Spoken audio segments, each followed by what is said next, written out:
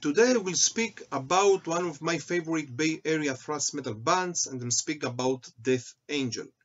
Death Angel, they were very famous in the beginning in their three first albums of them in the period between the 80s and the 90s. They started in San Francisco in the Bay Area of California in 1982. In the beginning, they had some different names. They called themselves Dark Fury. Afterwards, Kavestani by the name of their guitarist, and afterwards, Dennis Peppa brought the name Death Angel. The band, they were the members of the band. They were all of them, if I'm not sure, cousins from Philippine origin.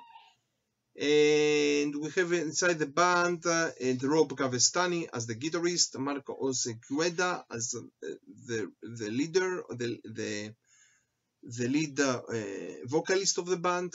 He came to the band in 1984. Dennis Peppa, the bassist, Gus Peppa, the guitarist, and Andy Galleon, the drummer.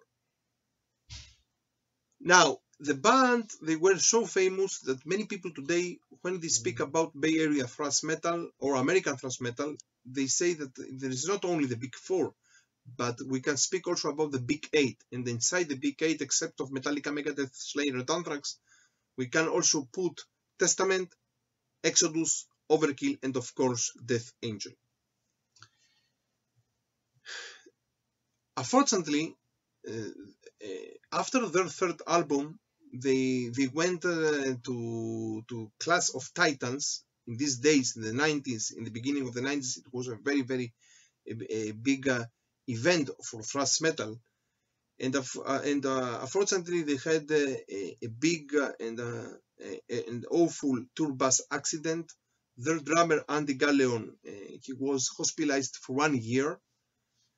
And because of this reason, the band disbanded, unfortunately. Also, in their place in the United States, they came Alice in Chains, and this year it was the beginning of the grunge, little by little. We have to say that they became even more famous a little bit before, in 1985, when they made their first demo, Kill Us One, and it was produced by Kirk Hammett of Exodus and afterwards, of course, of Metallica. In their debut, and their demo opened the doors that at last they made their debut album in 1987, The Ultraviolence, that it is until now one of the most important thrash metal albums. But remember, when they made The Ultraviolence, all the members, they were under the age of 20, and their drummer Andy Galleon, he was only 14 years old. Now, it was also a period that in the drums, Chris Kontos, he was also the drummer for a little period. In 1991, the band came together without Osegueda as their singer, and their singer was Kavestani. And then they made another band by the name The Organization, one of the songs of Act 3, but they played not thrash metal, but a style of funk alternative rock. And of course, after a little bit afterwards, they disbanded. Osegueda, he wanted to be the singer of Anthrax after Belladonna left Anthrax, but at last Anthrax took John Bush from Almond Saint as their singer. In 1998, Kavestani, Galleon, and Osegueda came back, and they made one EP in 1999 by the name Death Angel, and another EP in 2000 by the name Devure. But in reality, they became they come back in reality in 2001, 10 years after they disbanded, because of the venue Thrash of the Titans. It was a venue of American, especially thrash metal bands, and not only. that they wanted to help Chuck Billy of Testament because of his problem about his cancer. So, and for this reason, in 2001, the band came back and they made their album of the reunion in 2004, The Art of Dying. Dennis Peppa left the band in 2008, and Andy Galleon, the drummer, left the band in 2009. And something special also in 1999 to 1992, their drummer of today, Will Carroll, he became ill of COVID-19. And in 2020, they made an acoustic EP by the name Under Pressure. So here I will try to speak and rank their 9 studio albums. And this is my taste, and I know that many people maybe will not be exactly with my taste. Many people prefer their first period of their 3 first albums. But let's start. In the ninth place for me comes their 5th album of 2008 by the name Killing Season. Good album, very good album, a little bit more modern for myself. And okay, the produce was by Dave Grohl, something like that. In the 8th place, their 8th album, The Evil Divide of 2016. Good album also, but I will put this in this place. In the 7th place, and here some people will say, why you are putting this in this place? Their 3rd album of 1990, Act 3. And yes, I put this in this album in this place because this album for me is a little bit more progressive, a little bit more technical.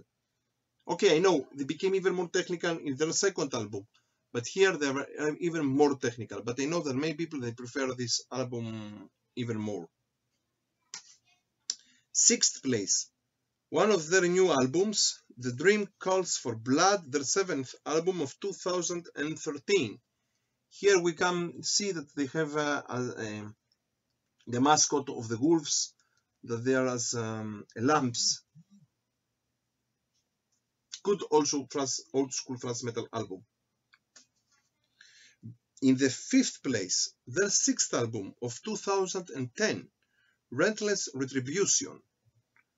Even more better, even more, I prefer it a little bit more from The Dream Calls for Blood. Also with the wolves in as their mascot in the cover art. And in the 4th place, their last album of 2019, the 9th album of them, Humanicide. Okay, they play with the words human and suicide. So cynical and ironic that it was the album 1 year before the COVID-19, the coronavirus. Okay, also here the same motif of the wolves in their cover art, but for me it was one of the best thrash metal albums of 2019. 3rd place, their 2nd album. Yes, their 2nd album, Frolic Through the Park of 1988. Great album, but I put this here because for me it's a little bit more technical from the debut, for example. 2nd place, the album of the reunion. And I'm speaking about their 4th album of 2004, The Art of Dying. A great thrash metal album. And let's remember, it came out before the new wave of thrash, of old school thrash metal. In these years, only Testament before that and Destruction, they came back, and a little bit Angel Steel, and if I'm not sure, and Death Angel. Great album with a great song, Thrown to the Wolves, start this album.